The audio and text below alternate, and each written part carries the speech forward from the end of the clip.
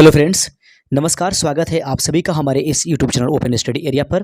Bihar BPSC TRE 4.0 के लिए 40 अंक वाले जीके जीएस का जो सेशन होता है उसके टॉप मस्ट इम्पॉर्टेंट 20 क्वेश्चंस में आपका फिर से स्वागत है। अभी शाम के 8 बज रहे हैं और प्रतिदिन हम 8 बजे टीआरई 4.0 के लिए उपस्थित होते हैं। दोस्तों, यदि किसी भी प्रकार का आपका कोई क्लास छूट गया हो तो हमारे इस चैनल के प्लेलिस्ट में चले जाइए। बीपीएससी टीआरई 4.0 के नाम से एक प्लेलिस्ट बना हुआ है जिसमें एक से बढ़कर एक वीडियोज उपस्थित है जो आपको एग्जाम में निश्चित तौर पर सफलता दिलाएगी। तो आइए शुरुआत करेंगे आज के इस पहले क्वेश्चंस का। पाचन के दौरान पित्त की भूमिका होती है। पाचन के दौरान निम्नलिखित में से वह कौन सी है जो पित्त की भूमिका के लिए उत्तरदायी है? वसा का अवशोषण करता है, वसा का उत्सर्जन करता है, वसा का पाचन करता है। उपर्युक्त में से एक से अधिक सही है या उपर्युक्त में से कोई सही नहीं है? यह प्रश्न नंबर 1 है। प्रश्न को फिर से दोहरा लेते हैं कि पाचन के दौरान पित्त की भूमिका होती है। पित्त की भूमिका क्या है? तो वसा का यह अवशोषण करती है, वसा का उत्सर्जन करती है, वसा का पाचन करती है। उपर्युक्त में से एक से अधिक सही है, उपर्युक्त में से कोई सही नहीं है। दोस्तों, सही आंसर इसका उपर्युक्त में से कोई सही नहीं है, क्योंकि दोस्तों पाचन के दौरान पित्त की जो भूमिका होती है वह वसा का पायसीकरण होती है। वसा का पायसीकरण करने का काम जो है वह कौन करती है? पित्त करती है पाचन के दौरान। इसलिए पायसीकरण शब्द का प्रयोग दिए गए ऑप्शंस में कहीं नहीं किया गया है, इसलिए ऑप्शन नंबर ई इस प्रश्न का सही आंसर हो जाएगा। लीजिए, दूसरा नंबर क्वेश्चन आपके स्क्रीन पर ये रहेगा और प्रश्न को ध्यान से देखिएगा। पहला प्रश्न कहता है, दूसरा नंबर, निम्नलिखित में से कौन सा जीव एक कॉलोनियल के स्वरूप में रहता है? निम्नलिखित में से वह कौन सा जीव है जो कॉलोनियल के स्वरूप में रहेगा? वॉलवॉक्स, क्लेमाइडोमोनास या पॉलीसिफोनिया? उपर्युक्त में से एक से अधिक सही है, उपर्युक्त में से कोई सही नहीं है। तो दोस्तों याद रखिएगा कि निम्नलिखित जो दिए गए ऑप्शंस हैं उसमें उपस्थित रहने वाले जीव कॉलोनियल के स्वरूप के में जो रहता है उसका नाम वॉलवॉक्स है, अर्थात ऑप्शन नंबर ए इस प्रश्न का सही आंसर हो जाएगा। आइए बढ़ते चलते हैं अपने तीसरे नंबर क्वेश्चन की तरफ। तीसरा नंबर क्वेश्चन है, कोशिका द्रव्य और केंद्र के विभिन्न भागों में पदार्थों का संचालन सामान्यतः किसके द्वारा किया जाता है? यहाँ पर सामान्यतः हो जाएगा, याद रखेंगे। कोशिका द्रव्य और केंद्र के विभिन्न भागों में पदार्थों का संचालन सामान्यतः किसके द्वारा किया जाता है? राइबोसोम के द्वारा, एंडोप्लाज्मिक रेटिकुलम के द्वारा, लाइसोसोम के द्वारा। उपर्युक्त में से एक से अधिक सही है, उपर्युक्त में से कोई सही नहीं है। तो दोस्तों दिए गए प्रश्न का सही आंसर हो जाएगा एंडोप्लाज्मिक रेटिकुलम के द्वारा कोशिकीय द्रव्य और केंद्र के विभिन्न भागों में पदार्थों का संचालन सामान्य रूप से किया जाता है, वह है एंडोप्लाज्मिक रेटिकुलम के द्वारा। आइए बढ़ते चलते हैं आज के इस चौथे नंबर क्वेश्चन की तरफ। चौथा नंबर प्रश्न आपके सामने है, प्रयोगशाला में प्रयोग होने वाला लिटमस पेपर किस लाइकेन से प्राप्त किया जाता है? हम सभी जानते हैं कि लिटमस पेपर जो है वह लाइकेन से बनाया जाता है, लेकिन दिए गए ऑप्शंस में से वह कौन सा लाइकेन है जिसके द्वारा लिटमस पेपर बनाया जाता है? चौथे का सही आंसर हो जाएगा दिए गए ऑप्शंस में रोसेला, लोबेरिया और इर्वेनिया। उपर्युक्त में से एक से अधिक सही है, उपर्युक्त में से कोई सही नहीं है। तो प्रयोगशाला में प्रयोग किए जाने वाले लिटमस पेपर जो है लाइकेन के बनाया जाता है, वह लाइकेन जो होता है दोस्तों रोसेला होता है। रोसेला नामक लाइकेन के माध्यम से प्रयोगशाला में प्रयोग होने वाले लिटमस पत्र का निर्माण किया जाता है। आप देख रहे हैं open study area YouTube channel. यदि दोस्त चैनल पर नए हैं तो चैनल को सब्सक्राइब कर दीजिएगा और अपने दोस्तों में इस वीडियो को जरूर शेयर कीजिएगा। कल हम कोशिश करेंगे कि अब मैराथन क्लासेस जो है विज्ञान का लेकर के हम आएँ और साइंस के marathon class chapter by chapter आपको कराएं। आगे बढ़ते चलते हैं, अगले नंबर क्वेश्चन, जीन का कार्यात्मक इकाई निम्नलिखित में से कौन है? दिया गया प्रश्न है, जीन का कार्यात्मक इकाई निम्नलिखित में से कौन है? सिस्ट्रॉन है, न्यूट्रॉन है, रेकॉन है। उपर्युक्त में से एक से अधिक सही है, उपर्युक्त में से कोई सही नहीं है। दिए गए प्रश्न का सही आंसर हो जाएगा दोस्तों पांचवें नंबर प्रश्न का कि जीन की कार्यात्मक इकाई को सिस्ट्रॉन के नाम से जाना जाता है। जीन की कार्यात्मक इकाई सिस्ट्रॉन कहलाती है, ऑप्शन नंबर ए इस प्रश्न का सही आंसर हो जाएगा। छठा नंबर क्वेश्चन है, वनस्पतियों और को पराबैंगनी किरणों के दुष्प्रभाव से बचाने वाला वर्णक निम्नलिखित में से कौन है? याद रखेंगे, वनस्पतियों को पराबैंगनी किरणों के दुष्प्रभाव से बचाने वाला वर्णक निम्नलिखित में से कौन है? कैरोटीन है या फाइकोसैनिन है या ग्लाइकोलिपिड है? उपर्युक्त में से एक से अधिक सही है, उपर्युक्त में से कोई सही नहीं है। तो दिया गया प्रश्न एक बार फिर से दोहराने की आवश्यकता पड़ेगी। वनस्पतियों को पराबैंगनी किरणों के दुष्प्रभाव से बचाने वाला वर्णक निम्नलिखित में से कौन है? दिए गए प्रश्न का छठे नंबर का सही आंसर हो जाएगा फाइकोसैनिन। इसका राइट आंसर है कि वनस्पतियों को पराबैंगनी किरणों के दुष्प्रभाव से बचाने वाला वर्णक फाइकोसैनिन होता है। आप एक एक क्वेश्चन को गौर से देखिएगा। अगला क्वेश्चन है, निम्न में से कौन सा विद्युत धारा के तापीय प्रभाव के व्यवहारिक अनुप्रयोगों पर आधारित नहीं है?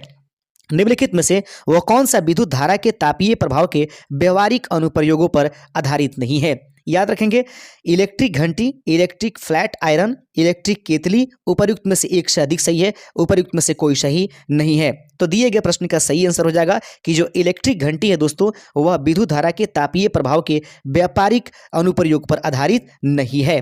आगे बढ़ते चलते हैं। अगला नंबर क्वेश्चन आपके सामने है, किसी गोलाकार दर्पण की फोकस दूरी डैश होती है? याद रखेंगे, बहुत ही सुंदर प्रश्न है कि किसी गोलाकार दर्पण की फोकस दूरी निम्नलिखित में से क्या होती है? 8वें नंबर प्रश्न का सही आंसर हो जाएगा, दिए गए ऑप्शन है वक्रता त्रिज्या की 2 गुनी, वक्रता त्रिज्या की आधी या वक्रता त्रिज्या की 3 गुनी, उपर्युक्त में से एक से अधिक सही, उपर्युक्त में से कोई सही नहीं। तो किसी गोलाकार दर्पण की फोकस दूरी जो होती है वक्रता त्रिज्या की आधी होती है। 8वें का बी नंबर आंसर सही हो जाएगा, F बराबर R/2 इस प्रश्न का सही आंसर हो जाएगा। 9वां नंबर प्रश्न को देखेंगे। 9वां नंबर प्रश्न कहता है, संपीड़नों का निर्माण उस स्थान पर होता है जहां वायु दाब है शून्य, कम, उच्च या उपर्युक्त में से एक से अधिक सही है, उपर्युक्त में से कोई भी सही नहीं है। दिए गए ऑप्शंस में 9वें का सही आंसर हो जाएगा दोस्तों ऑप्शन नंबर सी, संपीड़नों का निर्माण उस स्थान पर होता है जहां वायु दाब उच्च होती है। 9 नंबर प्रश्न का सही आंसर ऑप्शन नंबर सी हो जाएगा। 10वां नंबर क्वेश्चन बड़ा ही मस्त क्वेश्चन है, इस प्रश्न को ध्यान से देखिए। प्रश्न कहता है दोस्तों, किसी रॉकेट का प्रक्षेपण न्यूटन के किस नियम पर आधारित है? किसी रॉकेट का जो प्रक्षेपण होती है वह न्यूटन के गति के किस नियम पर आधारित है? गति का प्रथम नियम, गति का द्वितीय नियम, गति के तृतीय नियम, उपर्युक्त में से एक से अधिक सही, उपर्युक्त में से कोई सही नहीं है। दिए गए प्रश्न का सही आंसर हो जाएगा कि किसी रॉकेट का प्रक्षेपण न्यूटन की गति के तृतीय नियम पर, अर्थात ऑप्शन नंबर सी इस प्रश्न का सही आंसर हो जाएगा। ऑप्शन नंबर सी इसका सही आंसर है। आइए भागते चलते हैं अगले नंबर क्वेश्चन की तरफ। और अगला नंबर प्रश्न है कि यदि तरंग 2.5 सेकंड में 20 कंपन को पूरी करती है तो इसकी आवृत्ति कितनी हो जाएगी? यदि तरंग 2.5 सेकंड में 20 कंपनों को पूरा करती है तो इसकी आवृत्ति कितनी हो जाएगी? दिए गए प्रश्न का सही आंसर है, इसकी आवृत्ति जो है वह 8 Hz हो जाएगी। अगला क्वेश्चन है, भारतीय रेल के द्वारा विश्व की प्रथम हॉस्पिटल ट्रेन का उद्घाटन किया गया है, उस ट्रेन का नाम क्या दिया गया है? प्रश्न है, एक बार फिर से दोहरा लेते हैं। भारतीय रेल के द्वारा विश्व की प्रथम हॉस्पिटल ट्रेन का उद्घाटन किया गया है, उस ट्रेन का नाम निम्नलिखित में से क्या है? दिए गए प्रश्न का सही आंसर हो जाएगा option number C, life line express. याद रखेंगे, भारतीय रेल के द्वारा जो विश्व की प्रथम हॉस्पिटल ट्रेन के रूप में उद्घाटित की गई है उस ट्रेन का नाम लाइफ लाइन एक्सप्रेस रखा गया है। आइए बढ़ते चलते हैं। अगला क्वेश्चन आपके सामने है और अगले क्वेश्चन को ध्यान से देखिएगा। 13 नंबर क्वेश्चन आपके स्क्रीन पर है। डिस्पाइट द स्टेट पुस्तक के लेखक कौन है? प्रश्न आपके पास बहुत ही जानदार, बहुत ही खूबसूरत है। प्रश्न कहता है कि डिस्पाइट द स्टेट पुस्तक के लेखक निम्नलिखित में से कौन है? दिए गए प्रश्न, M Rajashekhar, Bill Gates, Shiv Shankar Menon, उपर्युक्त में से एक से अधिक सही है, उपर्युक्त में से कोई सही नहीं है। तो 13 नंबर प्रश्न का सही आंसर हो जाएगा कि डिस्पाइट द स्टेट पुस्तक के लेखक जो हैं वह एम राजशेखर हैं। ऑप्शन नंबर ए इस प्रश्न का सही आंसर हो जाएगा। आगे बढ़ते चलते हैं। अगला क्वेश्चन है कि सर्व शिक्षा अभियान के तहत केंद्र और राज्यों के मध्य वित्तीय व्यवस्था को किस अनुपात में विभाजित किया गया है? सर्व शिक्षा अभियान के तहत केंद्र और राज्यों के मध्य वित्तीय व्यवस्था को किस अनुपात में विभाजित किया गया है? 60:40, 40:60, 50:50, उपर्युक्त में से एक से अधिक सही है, उपर्युक्त में से कोई सही नहीं है। प्रश्न है आपके सामने, सर्व शिक्षा अभियान के तहत केंद्र और राज्यों के मध्य वित्तीय व्यवस्था को किस अनुपात में विभाजित किया गया है? 14 नंबर प्रश्न का सही आंसर हो जाएगा कि 60:40 के अनुपात में, अर्थात सर्व शिक्षा अभियान के तहत केंद्र को 60% अनुपात लगाने, 60% जो है खर्च करने होते हैं, वही राज्यों को 40% इसमें अनुदान देने पड़ते हैं। 15 नंबर क्वेश्चन आपके स्क्रीन पर उपस्थित करा दिया गया है। कहता है प्रश्न दोस्तों 15 नंबर, बैंकिंग लोकपाल योजना की शुरुआत कब की गई है? बहुत ही शानदार प्रश्न है, बहुत ही जबरदस्त प्रश्न है। बैंकिंग लोकपाल योजना की शुरुआत कब की गई? 15 नंबर प्रश्न है। इस प्रश्न का सही आंसर ऑप्शन नंबर सी, जून 1995 ईस्वी में बैंकिंग लोकपाल योजना की शुरुआत की गई थी। 15 का ऑप्शन नंबर सी इस प्रश्न का सही आंसर हो जाएगा। 16 नंबर प्रश्न आपके सामने है, किसी अर्थव्यवस्था में क्षेत्रों को सार्वजनिक और निजी में किस आधार पर वर्गीकृत किया गया है? किसी भी अर्थव्यवस्था में क्षेत्रों को जो है सार्वजनिक और निजी में विभाजित किया जाता है। उसका आधार निम्नलिखित में से क्या होता है? रोजगार की शर्त, आर्थिक गतिविधियां या फिर उद्यमों का स्वामित्व। उपर्युक्त में से एक से अधिक सही, उपर्युक्त में से कोई सही नहीं है। दिए गए प्रश्न का सही आंसर हो जाएगा 16 नंबर का ऑप्शन नंबर सी, उद्यमों का स्वामित्व। यानी कि स्वामित्व किनके हाथों में है यह इस बात पर निर्भर करती है, उसी आधार पर होता है पूंजीवादी, समाजवादी और उसके बाद मिश्रित अर्थव्यवस्था। इस प्रकार से ऑप्शन नंबर सी इसका राइट आंसर हो जाएगा। दोस्तों आइए बढ़ते चलते हैं अपने 17 नंबर क्वेश्चन की तरफ। 17 नंबर क्वेश्चन देख लीजिएगा। प्रश्न कहता है 17 नंबर, थोड़ा सा ध्यान से देखिएगा। प्रश्न कहता है गैर निष्पादनीय परिसंपत्तियां से संबंधित निम्न में से कौन सा कथन सही है? गैर निष्पादनीय परिसंपत्तियों से संबंधित निम्न में से कौन सा कथन सत्य है? किसी वित्तीय वर्ष में ब्याज का भुगतान 365 दिन से अधिक रोका जाए, ये सही है। किसी वित्तीय वर्ष में मूलधन का अनुपात 180 दिन से अधिक रोका जाए, ये भी सही है। यह 1 से 40 दिन तक रोका जा सकता है, ये आपके पास गलत है। उपर्युक्त में से एक से अधिक, इस प्रश्न का option number D right answer हो जाएगा। ऑप्शन नंबर डी इस प्रश्न का सही आंसर हो जाएगा। आइए बढ़ते चलते हैं आज के 18वें नंबर क्वेश्चन की तरफ। प्रश्न कहता है कि एक वर्ष में किसी देश की घरेलू सीमा के भीतर, याद रखेंगे प्रश्न को ध्यान से देखिए फिर से, एक वर्ष में किसी देश की घरेलू सीमा के भीतर उत्पादित समस्त अंतिम वस्तुओं तथा सेवाओं को क्या कहते हैं? प्रश्न एक बार फिर से दोहरा लेंगे कि एक वर्ष में किसी देश की घरेलू सीमा के भीतर उत्पादित समस्त अंतिम वस्तुओं तथा सेवाओं को निम्नलिखित में से क्या कहेंगे? राइट आंसर हो जाएगा 18 का ऑप्शन नंबर सी, सकल घरेलू उत्पाद के नाम से इसको जाना जाएगा। तो एक साल के अंदर घरेलू सीमा के भीतर उत्पादित समस्त अंतिम वस्तुओं के सेवाओं को हम लोग सकल घरेलू उत्पाद, ऑप्शन नंबर सी इसका राइट आंसर हो जाएगा। 19 नंबर क्वेश्चन है। प्रश्न कहता है कि फेबियन सोशलिज्म का नेतृत्व किसने किया? बहुत ही शानदार क्वेश्चन है, बहुत ही जबरदस्त क्वेश्चन है। एक बार फिर से प्रश्न देख लीजिए।